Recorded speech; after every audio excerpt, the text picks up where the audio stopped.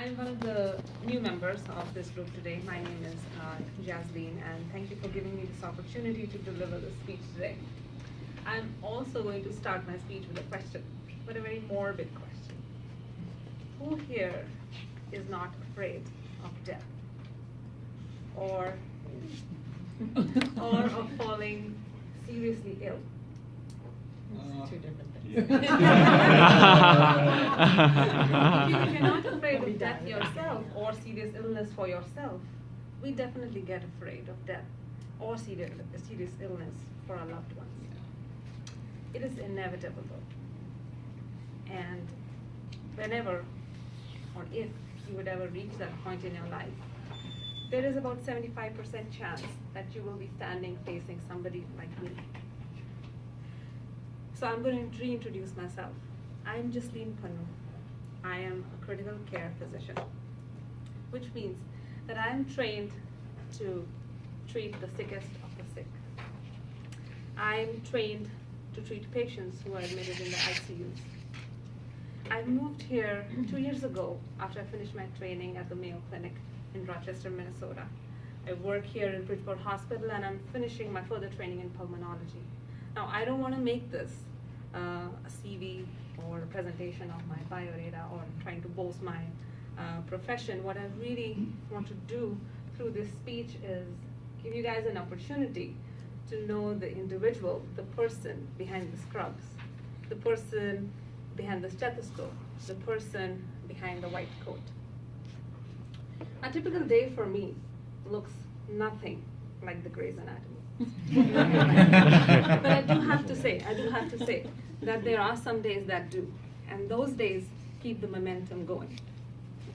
Most times I feel there are way too many questions that have not been answered.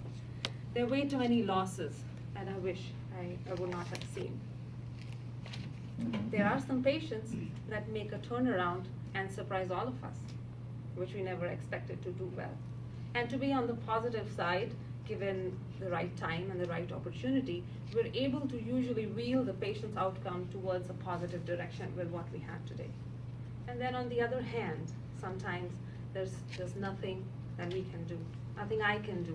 And all I can do is that I can support the family, I can step back and just let go.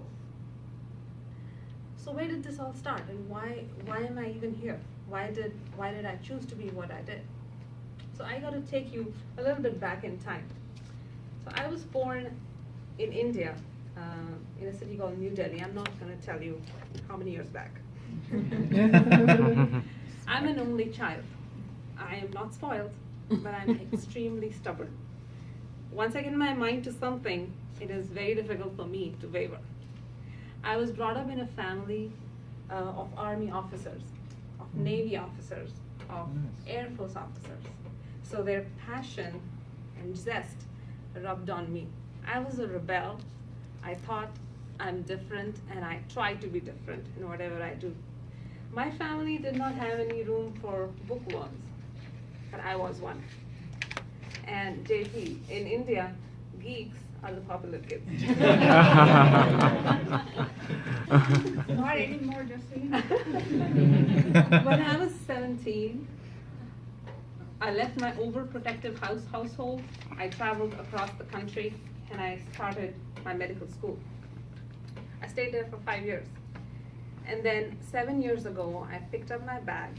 I packed 2 check-in luggages full of Indian groceries, and I landed in Youngstown, Ohio to proceed further with my career.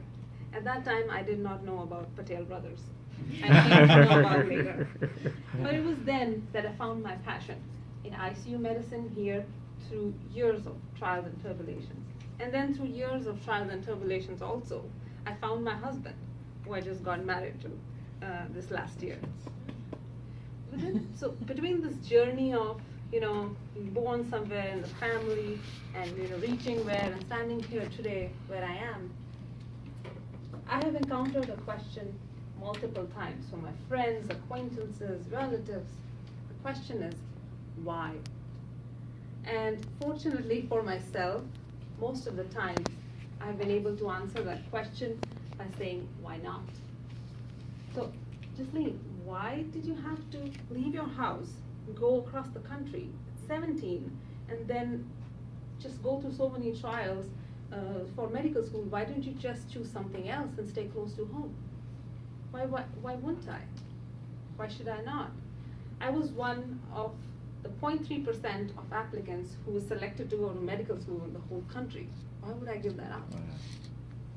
So Jocelyn, why would you pick up your bags, leave your family alone? You were the only child and travel across the country, travel across the world to another country. Why not? I have grown, I have lived, I have learned. Yes, I've fallen a lot, but I've grown a lot too. And now my family visits me and they go on expeditions with me that they would never have. Jocelyn, why the ICU? It's so stressful. It's like 90% of the people who go to the ICU or doctors who work in the ICU are men. They're 10% women. Why would you even do it? Why would I not? I'm a woman. Calm and composure comes to me easily. I can take the most composed decisions in the most stressful situations easily. Who else if not me? Men don't even stand a chance. And the last one is my favorite. Jocelyn, why did you not marry a doctor? He would have understood you so well. Why him? And I go, why not? He's this creative genius who takes me on these escapades where I completely relish my palate all over the world. And above all, the most important thing, when I ask him, Indrapal, why this? Why that? He turns to me and says, why not? So thank you so much for listening to my story, and I hope you enjoy listening to me like I enjoy listening to you. Communication and leadership forms a very important part of my life in everything that I do, and hope we all can continue to learn and grow together. Thank you so much.